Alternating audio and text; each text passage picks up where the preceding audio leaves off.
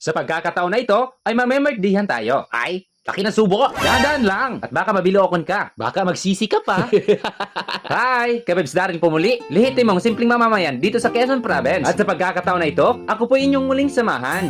Swerte! Sa araw na ito ay imbitado nga po pala kami sa birthday ng asawa na kasama namin sa trabaho. Ate Malo Desina, shoutout sa iyo. Ate, handa mo ang iyong hapag dahil paparating na kami. At may dala nga rin po pala kami dito ng mga plastic. Yan ang gagawin sa plastic. Alam na, DS! Balutin mo ako sa hiwaga ng iyong pagmamahal. Aray ko. Nagasgas na lalamunan ko dun, ha? Just lang. At biyahe nga po kami ng kauntian. At madadaanan namin ang kasalukuyang ginagawang kalsada. At yung iba naming kasama, nagmotor lang sila. Sa bagay nga naman, maganda yan. Kasi ang higpit ng mga yakap na maangkas nila. Pero siguraduhin lang na wala kayong mga asawa, ha? Huy! At maya pa'y nakarating na kami dito. At nang pagkababa namin, ay sinalubong agad kami ni Ate Malo. Ay, pasyensya na Ate Malo at wala kaming bitbit na regalo. Pero plastic ay meron kami. Eme lang.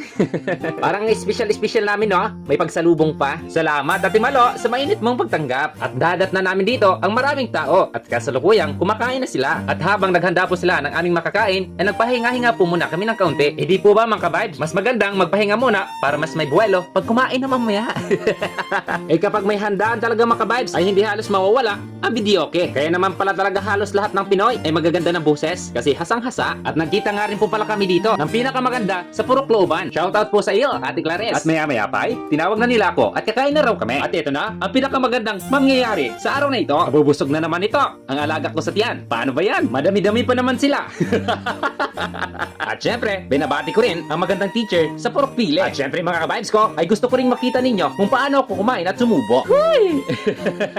Sobrang sarap naman po talaga, di ba? Na kumakain tayo na masasarap katulad na lang ng lechon. Tapos, wala tayong ginagastos. Di ba, mga kabibes ko? Oo, kabibes Daryl. Lalo na kung madamot at kuripot ka.